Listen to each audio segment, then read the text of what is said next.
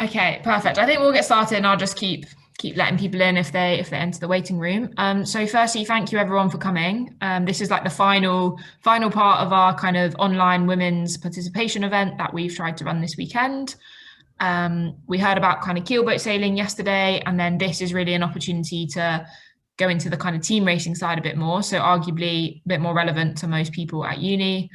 We're going to kind of explore kind of three different aspects. So first up, we'll have Jemima. So she's an ex-Cambridge sailor, obviously big team racing background through university, but is now a member of Royal Thames. So can talk a little bit around, if COVID wasn't a thing, how much team racing you could do after university, and kind of if you get quite involved at university, like where that can then take you.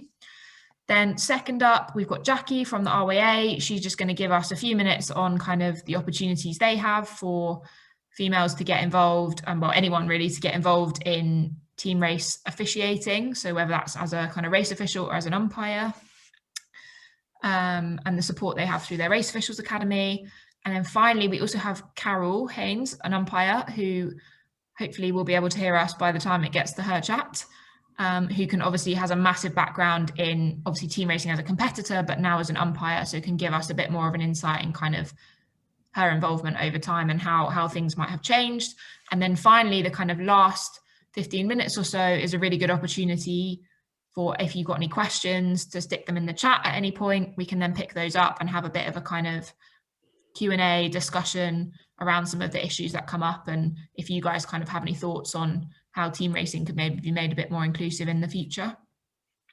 Cool. So, Jemima, if you want to crack on, please do. Thanks for having me in the first place. Really exciting to have a group. Really exciting in the first place to have a women in student sailing group. I think it's been needed for a long time. It's exciting.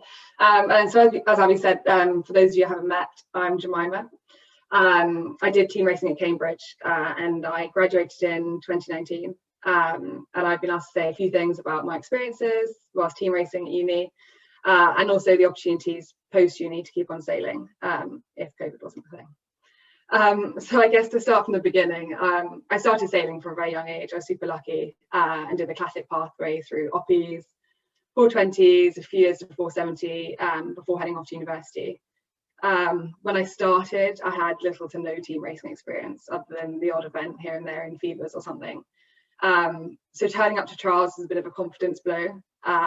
Lots of people at trials had been at uni for a few years, knew so many things, and I knew absolutely nothing. I guess my redeeming quality was I could sail fast, and that's quite important in team racing.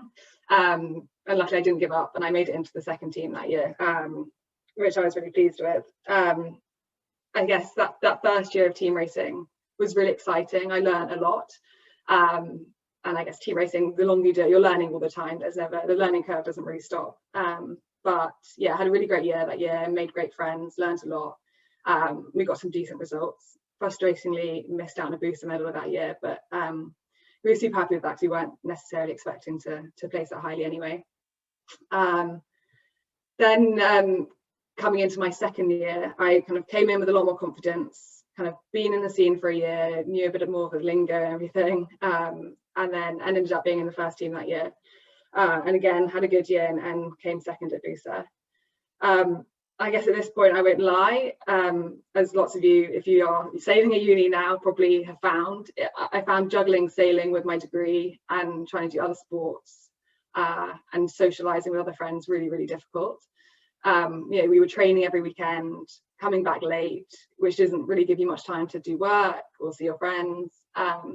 So I guess being a bit kind of stressed about those different things, I thought for my third year, I should probably focus on actually graduating with a decent degree. I decided not to do a booster team racing team that year.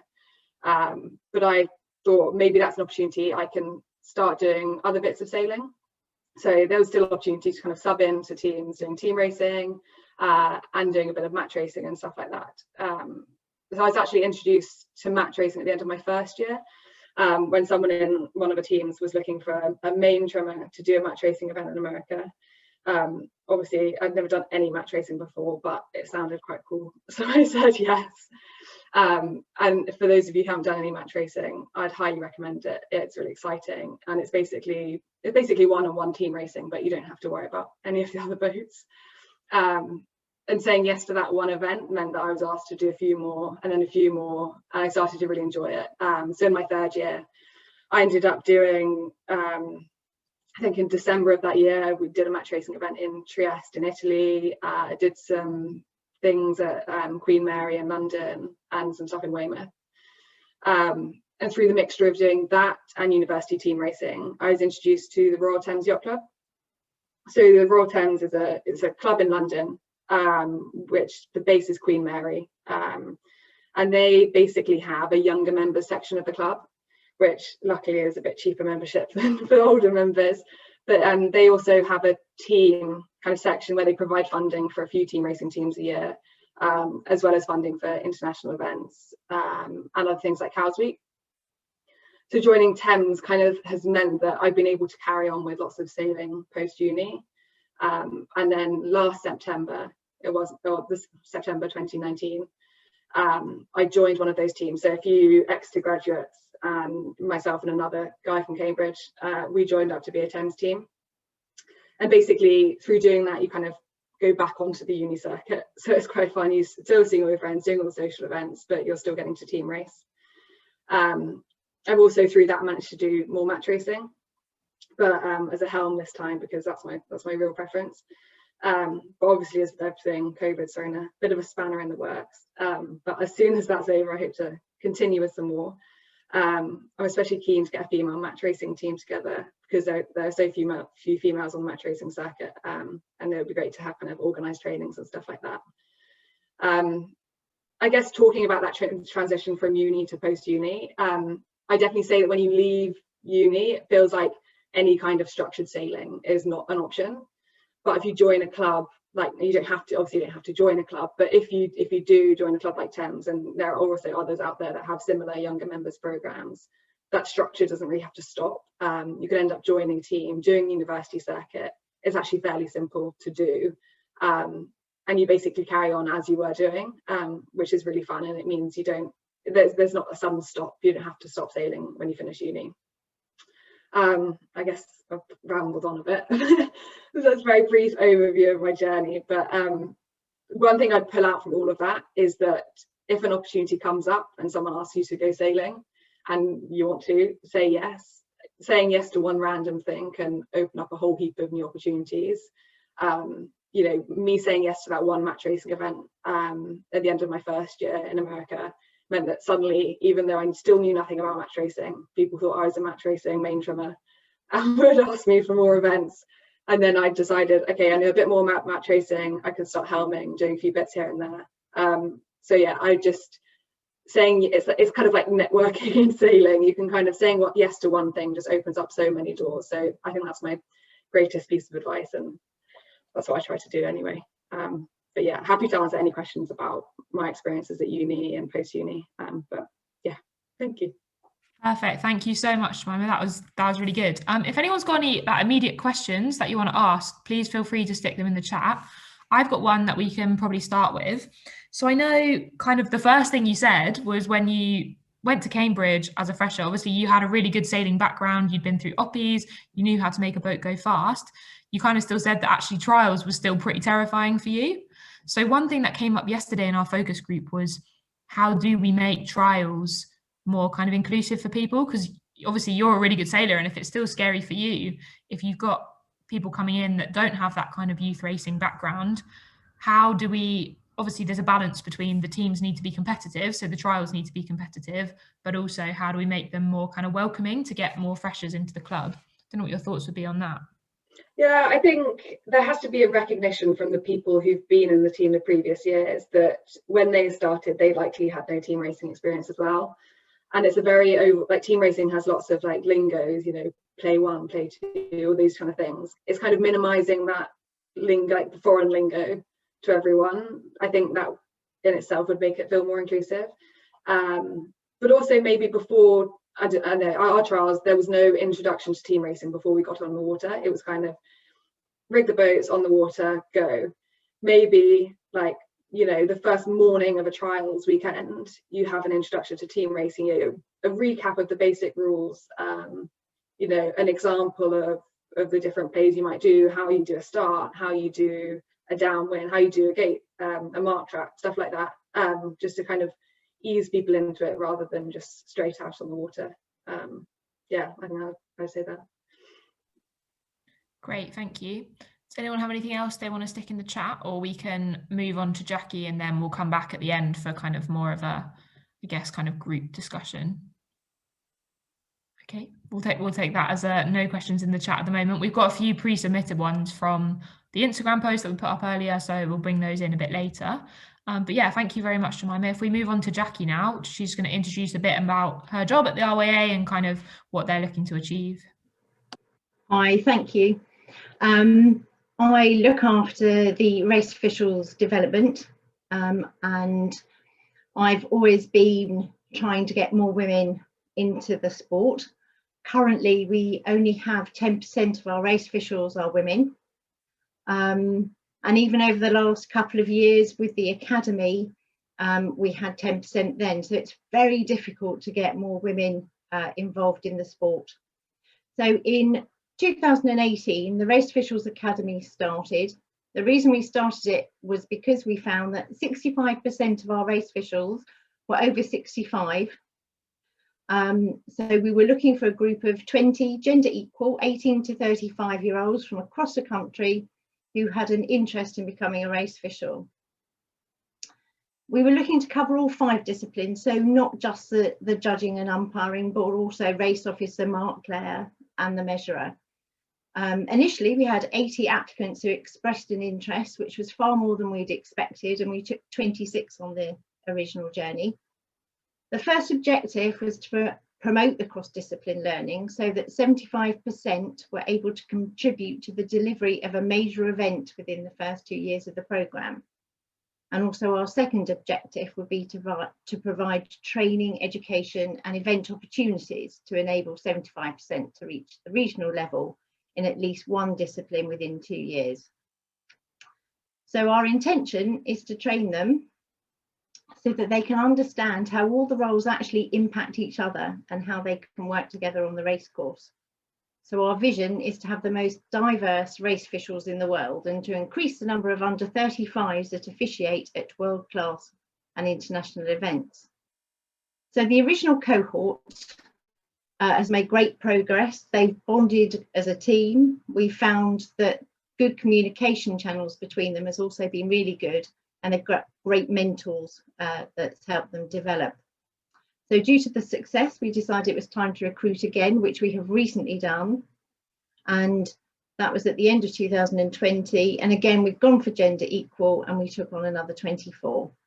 So the main thing is we do aim for fun. It's not a short time, where it does take probably sort of 4 years, 5 years if you want to get to sort of national level, but it's worth it.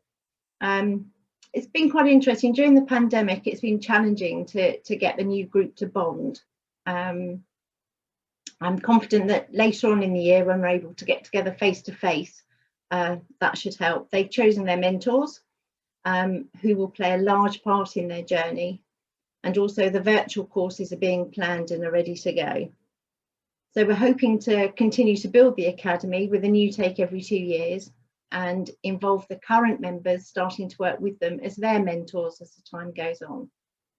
So here's a short video from Jamie Kerslake, who's very kindly made for us when we were looking to promote the academy originally. So play video, please. Lovely. Hopefully you can all see a very actually unflattering screenshot of Jamie. Let me start from the beginning. Hi everyone, my name is Jamie. Welcome to Project 2024. Great to see some new blood coming through. Learning from experience, you get out of this what you put in. You've got access to some first-class mentors, absolutely fantastic team behind the scenes at the RWA, delivering these events.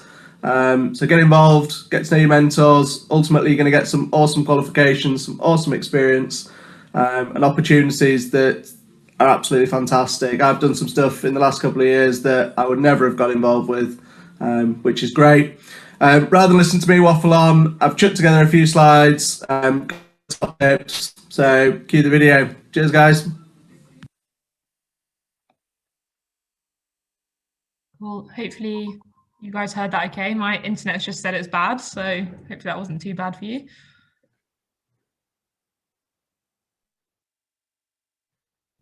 Would you like me to play the second one, Jacqui, as well? Yes, please. Perfect.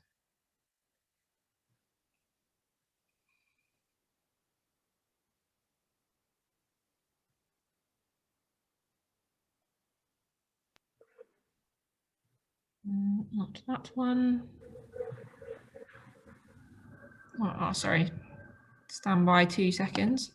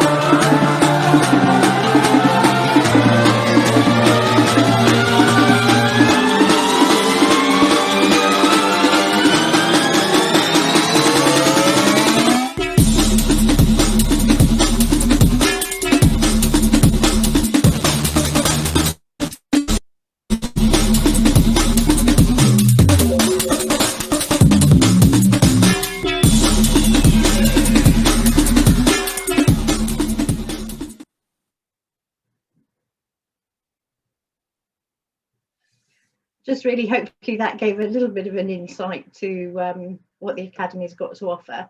I'd also like to say that if anybody is interested in doing any courses or anything like that, the judging or umpiring courses, or even race official or martler, I'm quite happy to help with the cost to put it through as a bursary. Amazing, thank you. If we do a similar thing with Jemima, if anyone's got any questions immediately for Jacqui, if you want to stick them in the chat. One thing we can pick up on first, Jacqui, if that's okay. You kind of mentioned about how the pandemic has made it really hard for the group to bond because they're obviously not seeing each other, we're not at events. In terms of people getting involved in being an official and staying involved, do you think that kind of having friends who are doing the same thing and feeling part of a kind of network is important for that? Oh, definitely. Yeah, absolutely. There's a WhatsApp group that both groups have got, both cohorts. And I would say that the first cohort probably uses their WhatsApp at least once a week. Just chat through it, ask each other questions, invite each other to different events, get very involved. But at the moment, the new cohort, we've only actually seen each other's faces as squares on the screen. So I think it's very hard to sort of bond like that, really. Okay, great, thank you.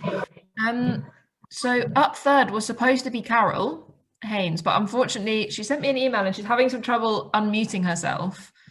I'll just try once more, Carol. I don't know if you've managed to solve the problem.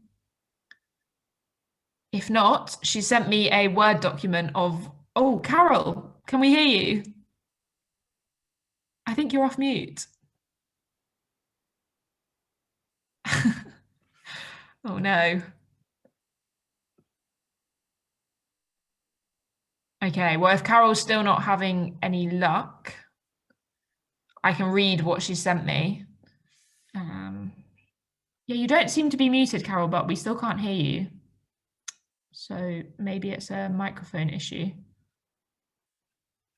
So yeah, apologies. I'm probably going to be terrible at this, but I'm going to try and be Carol's voice for a little bit, just to give you the kind of summary of what she was going to speak to us about.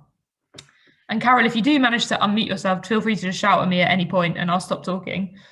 But yeah, so obviously Carol comes with a massive background within kind of sailing, but also team racing. So has been involved in dinghy racing since she was at school, and kind of team racing has formed part of that throughout kind of every year since. The next bit of Carol's kind of document that she sent me basically starts by saying how things have changed in that side of the sport since the 50s. So it's half a century since Carol first came to the Wilson at West Kirby with the team from Elton Sailing Club near Manchester. On arrival, she was directed gently but very firmly to the ladies' bar across the foyer from the club room where most of the competitors were assembled. The rest of the team were kind enough to choose to join her in what is now called the McDonough room. But basically, yeah, most of the competitors were one side. If you were female, you kind of got sent to the other side at the Wilson. As the evening wore on, the team's captain's briefing was announced and a messenger came out to invite our team to send our captain through without a word of consultation. And as one, the 5 men on the team turned and pointed at Carol. She's the captain. That's how Carol first got into West Kirby's main club bar. So yeah, obviously, mind you, there were plenty of clubs in those days where women were second-class members and could only reach jury rooms or committee rooms via the back stairs. Royal Thames, for example, was one of those at one point. Even the women's changing rooms were usually dual purpose. So they usually formed not only a changing room, there were also general storage, outboard engine stores, beer cellars, cleaning cupboards, even at West Lancashire, a coal cellar. There's been a lot of changes in those areas and team racers have seen them all over the years. So in her teens, Carol crewed in the interclub competitions that largely took place on midweek evenings against neighbouring clubs. We learned a lot through some, excuse my pronunciation of this word, chastening experiences on tree-lined puddles and windswept moorland reservoirs. So obviously then Carol went to university. She was very lucky and carelessly went to one where there was not a single sailing club in the entire county. So that involved a lot of driving to fixtures across the Midlands and Wales. The quality of the team also wasn't very good. So Carol went straight in as a first team helm. In second year, they had 2 good helms. And someone from the booster team came back to train us in what they'd learnt. In the third year, they finally sort of found their quality and they were unfortunately the losing finalists in 1966. So then kind of linking, I guess, to what Jemima was saying, obviously, upon graduating, a bit of a culture shock. So in her 20s, it kind of meant no team racing, missing that kind of team atmosphere and close competition. Still got involved though in a lot of fleet racing. So kind of precaution of finding a good crew, secured for a long-term contract, ended up marrying him. So I guess that's how John got onto the scene. And then finally in 1969, the RYA introduced a format to all the little local competitions in the shape of the Prince Philip Trophy, sponsored by Little Ship Paint and then by Dunhill, with regional mini leagues and finals and then a grand national final. A spin-off of that was the first of the attempts actually to reduce the number of protest hearings, which usually took a really long time to resolve. So now there are rules around the number of protest hearings. In her 30s, it's then what she's written as the usual problem for women sailors kicked in. So trying to schedule childcare and open meetings alongside each other. Still trying to find time to support team racing at her club. Also, their club also hosted the Booster final, run by Bradford, I believe, one of the last open entry Booster finals, and also got involved in running kind of some of the NSSA events and coaching a county team. So yeah, through her 40s, kind of more university coaching and spectating at children's events. However, at one of those events, they were lacking umpires and Carol got dragged in. So Carol writes, she was better than nothing, but not by much. No training, no experience, had never been out in a boat with a real umpire, was given a driver to drive the powerboat and kind of did as she was told. Terrifying, but fun. a good way to get close to the action, and the sailors knew what they were doing. So that was kind of the start of umpiring for Carol. Got asked to come back again and again. Their children graduated, but they kind of stayed involved in the university team racing scene as umpires. Slow improvement and company of real umpires. So yeah, that's kind of the overview of where Carol, I guess, started and how she got involved in umpiring, kind of, I guess, a little bit later in life than the Project 2024 stuff, in that it was very much led by her children. And as she said, finding an event where they didn't have any umpires and got encouraged to step in. I've got some more things which are kind of, I guess, tips and advice, which I can maybe feed into the discussion. But if anyone's got any questions, do you want to pop them in the chat, and then we can maybe make it a bit more of a kind of discussion now between Jacqui and Jemima, and I will endeavour to be Carol. So yeah, please do type your questions in the chat. We've got a couple that were kind of pre-submitted, so maybe we'll start with one of those. So Jemima, this is probably a good one for you to start with. So someone's asked whether being involved in team racing through university has helped you post-university in other disciplines of sailing, so not necessarily team racing, but basically has it made you a better sailor? Oh yeah, definitely. Rules, I think, is the main thing. You know, team racing, you get to know all the rules on the back of your hand, basically, and that helps. I suppose the biggest help's probably match racing. I haven't done necessarily lots of fleet racing since uni, but match racing, they're so complementary to one another, and they literally go hand in hand. If you can start a team race, you can start a match race, and so. Yeah, I think if you're a team racer, you can also say you're a match racer, and so I definitely recommend trying that out. But also, I think team racing and match racing, you end up sailing lots of different types of boats that you would have never have sailed. You know, you do, obviously team racing typically in Fireflies, but you can end up doing some in J70s and in all sorts. And then maybe you've sailed them before, and you can go and do something like How's Week in one of those boats. So yeah, I think both the rules aspect and the learning how to sail different types of boats and quite quickly is a big bonus. Perfect, thank you. And then I guess to pick up on kind of something that came up in our Magenta Project webinar yesterday, I can feed in some of Carol's points on this.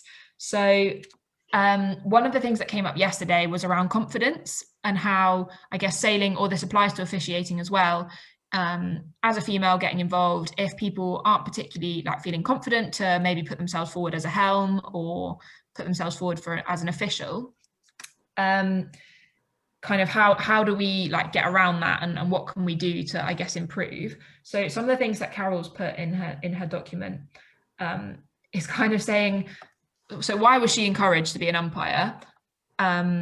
Because she was a woman. She's been very, very blunt about it. She was encouraged because she was female. There's a need for diversity in the sport. So actually, maybe we shouldn't be complaining when that's a thing. People are kind of forced into it because they're female. I don't know if you guys have any thoughts on that. Should we start with you, Jacqui, around this the need for more female officials in the sport, and whether actually initiatives where we're maybe prioritizing females, do you think they're a good thing or not, essentially? It's really difficult. Trying to get more women to want to be officials is hard, and I think they have a harder job as well. We had a woman who was, I think she was 24, and she became a national race officer, but even still she got so much stick from the men on the race course, on the committee boats, sort of double questioning her views, trying to sort of tell her she was wrong, and in the end she gave up. So it's keeping our female officials, which is also quite difficult. And I just think the more we get, the more the men will get used to it. And you know, they're good at the job. I mean, it's a shame we can't hear Carol, because Carol is a fantastic race official. Thank you. And Carol, on that note, if you can type anything in the chat, please feel free to do so. Add your contributions rather than via me. Jemima, I don't know if you have thoughts on that from a kind of racing perspective, like the kind of like people doubting themselves and maybe not backing themselves as much as they could do. What your kind of thoughts are around that? Yeah, I think it's such a key point to focus on, because throughout my sailing, I guess, career, as it were, or whatever, I've come across that so many times.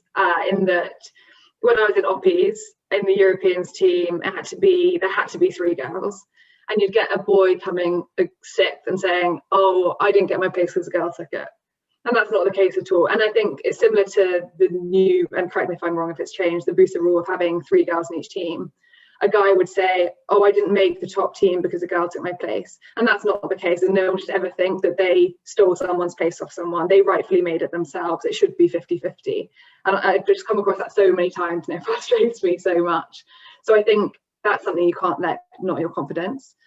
The other thing I've seen a lot is that through our 420s, met so many people who then went to university and started team racing. Lots of those were 420 hounds, really good hounds. Hounding was the thing they wanted to do. And when I say this, by the way, I'm not negating the role of crews in any way. But what a lot of them ended up doing was they thought, I can make it into a better team if I crew for a guy. And that, I guess, I find a shame often, because those people, they want to be hounds. That's their natural, they naturally lean towards helming and doing that. But if you never try and helm, if you're in that position, you'll never get the skills to then switch to become the hound that you wanted to be. So it's kind of, you've got to go through that horrible time of not knowing what you're doing to be able to get yourself to get better, basically.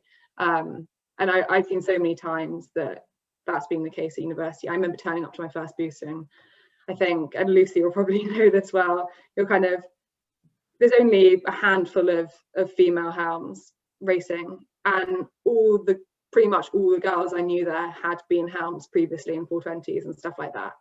And I just thought that was crazy. Yeah, and to make sure, I definitely not negating the roles of crews at all, but I'm just saying it's a shame that people that were hounds and like to do that kind of feel like they're being forced to switch and not do what they want to do to try and get into a team. So I think push through that, and you might have a year where you feel pretty rubbish, you're learning a lot, but then the next year will be better. If you don't try, you won't get better. So yeah. Great, thank you. There's a question from Joe in the chat, but which I'll come back to. But just to kind of pick up on what you said around the kind of issue of maybe some females feeling like they need to crew because the team, like you said, they think they'll get on a better team, or that's just how the team works. The guys helm, the girls crew because they're smaller, whatever the reasons behind that are. This again kind of comes into like the official side as well. What do you think the role of like female only events are in terms of like the women's team race championships, for example?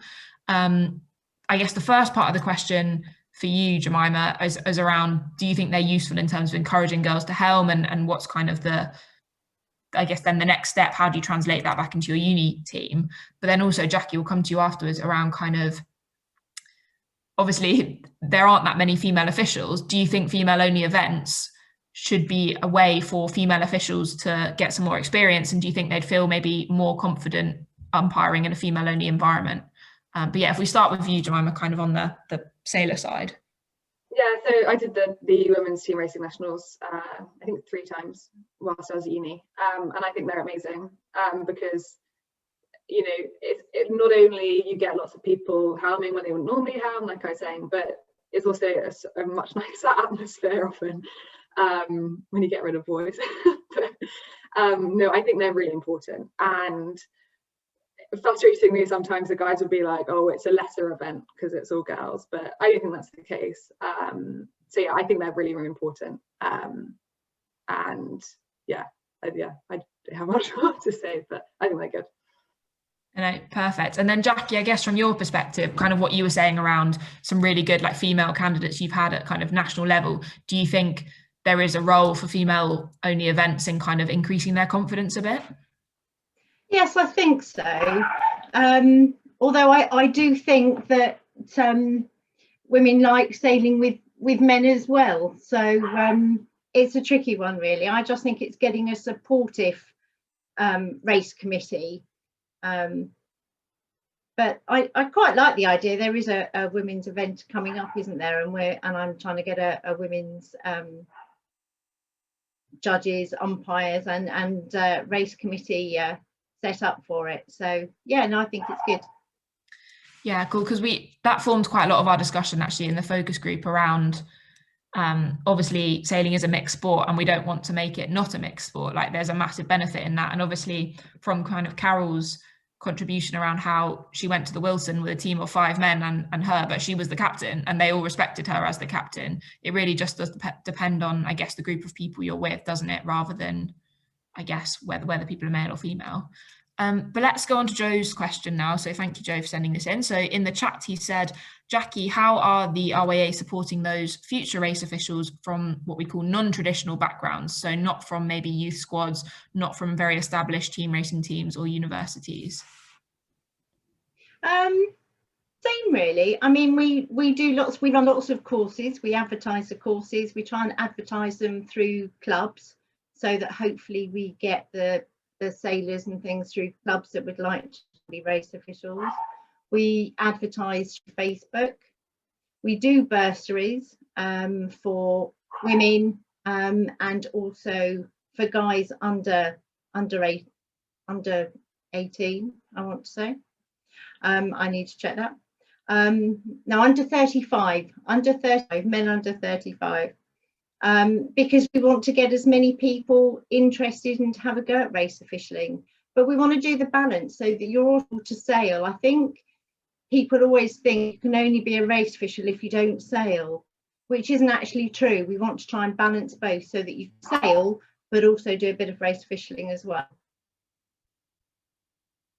Yeah, and that's a really good point. Obviously, links into what kind of Carol was saying. She didn't come to being an official until later in life, when it was kind of a case of, she's put in her notes, tell your parents, so the empty nesters, whose obviously kids are students at university, they miss their kids.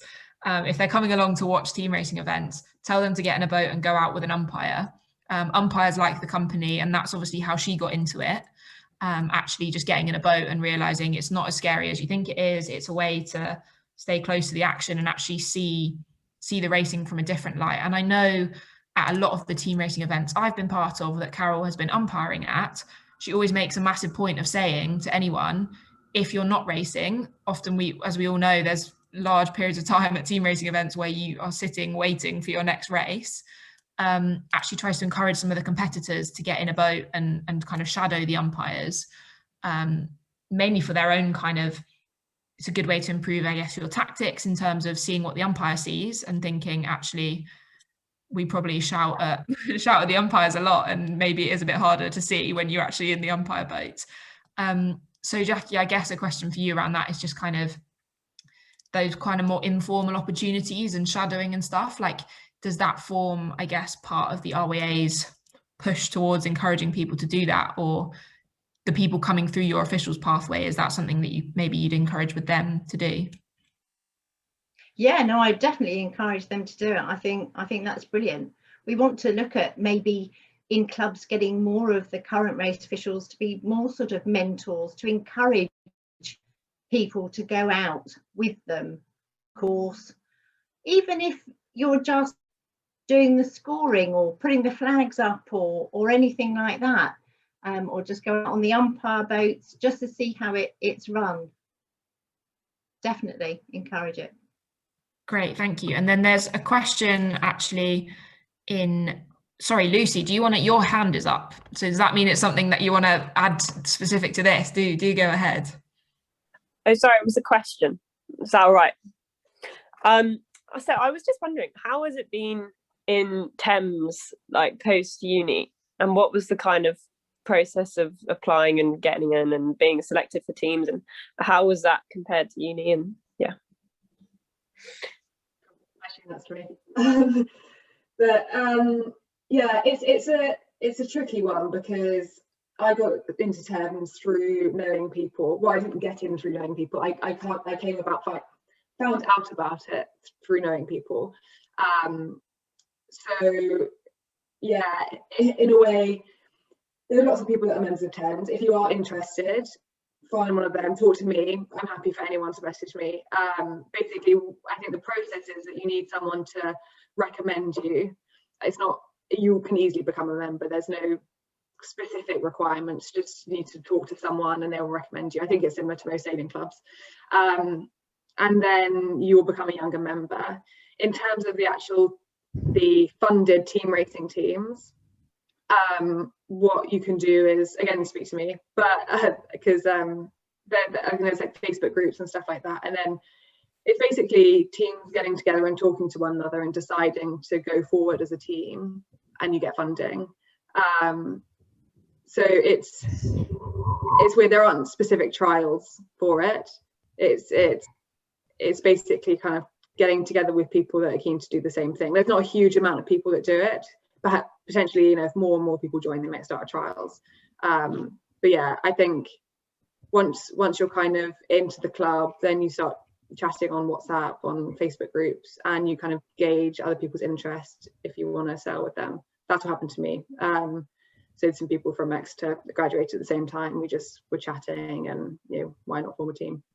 But yeah, if anyone's interested in Thames, and I think other clubs like Southern and other similar ones do the same kind of program. But yeah, just pop me a message, and I'm happy to recommend people. Perfect, thank you. So I'm aware we have a question from Alice in the chat, which we'll definitely come back to, because that's a good one for Jacqui. But Carol, I think you've managed to join us on another device. Can you hear us now? I can hear you. Ooh, we've got, yes, a lot of feedback. Might need to use your other one. I've left that one. Right. Yes, amazing. Yes, I'm on a different computer. I can hear you, and you can hear me. Hooray. Hooray. I'm sorry. That's quite all right. I hope I did your kind of monologue justice. Is there anything, do you want to add anything now that you're actually in the call? Well, you've actually said what I think we need to be doing to keep women. The problem, as ever, is that by the time you're in your late 20s and 30s, you're quite likely to have family commitments that reduce the amount of sailing of any sort you can do. But it's, as far as I can see, we have to work hard to keep people, like I say, the empty nesters, or the people with children starting to sail, to get people to come back in, to see that there is a role for them. I mean, among the things that we've done as part of team racing, when Bradford used to run the Bradford Barrel, it was one of the early ones where you'd get 20 teams coming before we used to do the kitchen. We used to run the kitchen, John and me and my sister. And then if there was a protest, the three of us would emerge from the kitchen, just stop serving cups of tea and things, into the protest room, take off our aprons and sit down. And the faces of the protestor and protestee as the dinner ladies came out to hear the protest was a constant delight. But it was something we could do. We could continue to be involved even while we were doing odd jobs around the club. And it meant that we could choose the level of our commitment far more than other roles within sailing. We could just say, right, we'll go to that one and that one and that one. And it gave us a great deal of freedom within team racing, and it kept us in touch. That's great, thank you. So then this question we've got in the chat from Alice, if we start with kind of Jacqui, your like official view on the question, I guess, and then Carol, this might be a good one for you as well. So Alice has asked, she says she's doing her umpire course in May. After she's done this course, how would you suggest that she tries to get involved in events? So I don't know if Jacqui, you want to start. Well, Go, Jacqui. Have a word with if you belong to a club, you might not always go there first. Otherwise, try me, and I can speak to judges and umpires committee and have a word with all the different people that are running the different events and see if I can get you involved in some of the events. So always use me. Perfect. Jacqui, are you happy to share your email address at all with potentially? Yeah, of course. I'll put it in the chat. Popping it in the chat, that'd be great.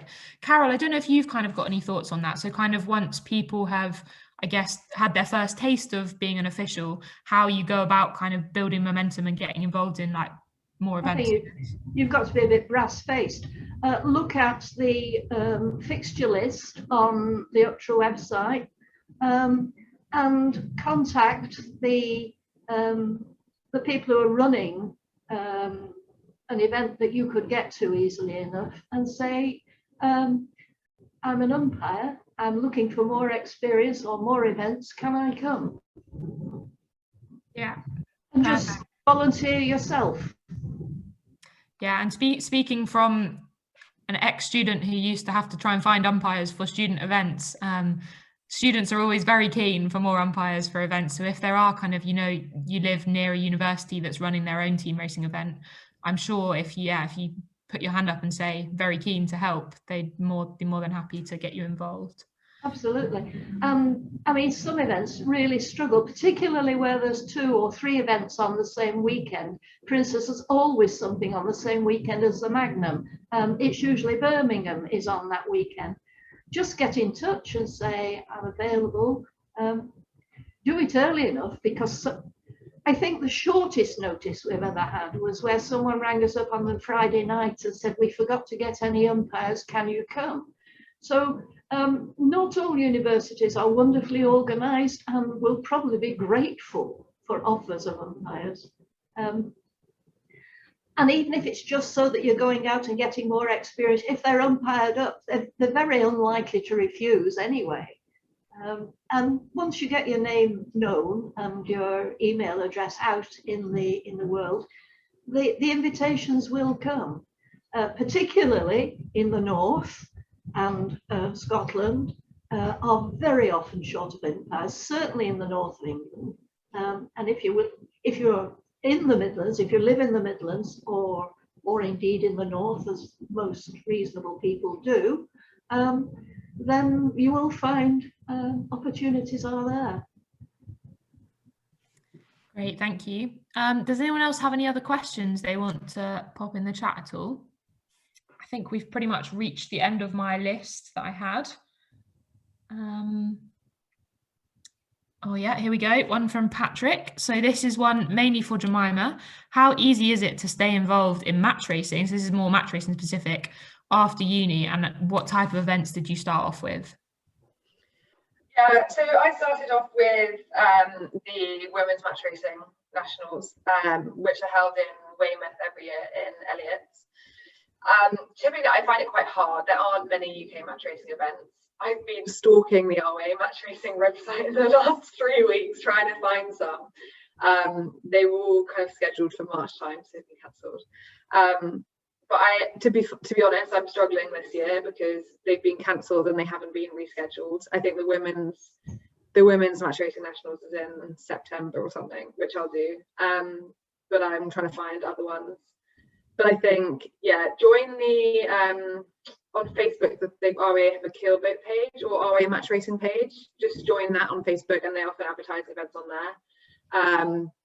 Also, I think on that page, you know, it's worth just being like, if you want a crew or something, put your hand up and say, is anyone looking for any crews for this weekend? And people often are. So just put yourself out there. But yeah, and you kind of have to search for them and just be involved on those pages and stuff like that. But yeah, it is quite tricky because there aren't necessarily many. It'll kind of be great if there are a few more. Yeah, cool, thank you. So I guess in the absence of any more kind of official questions, it might be quite a nice way to, I guess, finish off. Kind of each of our 3 speakers, so Jacqui, Carol and Jemima, if you could maybe have a think, please, your kind of top piece of advice you would give for how we can try and make team racing or kind of student sailing, getting into officiating, whatever it is, more inclusive. So not necessarily just for females, but some of the other stuff we've spoken about, you know, people that don't come from a big sailing background, they haven't been through the youth classes, they get to uni and they think, oh, everyone here is really good, I'm not sure that I want to be involved anymore, or I'm not sure I'm confident enough to become an official. If you could think of kind of your top piece of advice, and maybe we'll just go around. Who should we start with? Jacqui, should we start with you? Do you have kind of one top piece of advice? I don't know really. I think it's always good to join a club. If you can join a club and get involved there, I think that's a good start. Great, thank you. So I guess the kind of starting local in a more kind of comfortable environment and then working your way up. Carol, what would your kind of top piece of advice be? I think the real way to sell umpiring to people who are relative beginners is to take them out, get them to come out in a boat, because as I say, I wish I'd known when I was team racing the stuff I've learned about team racing since being an umpire, about where to be, about tactics, about what the umpires are looking for, and therefore the things that you need to be doing or not doing that will catch an umpire's eye. But certainly for somebody who's new to team racing, it's better than actually doing it, because the only people who are going to shout at you are people who are nervous or upset themselves, and you're not under any pressure yourself until you're actually doing the umpiring. If you're sitting alongside an umpire, you learn so much. It should almost be part of team race training for the actual competitors. That would be my big point to make. Great, thank you. Definitely one to consider if anyone on the call is like a race captain at their uni or part of their team racing team. Like Carol said, I guess experience from the umpiring side could definitely help improve your tactical knowledge.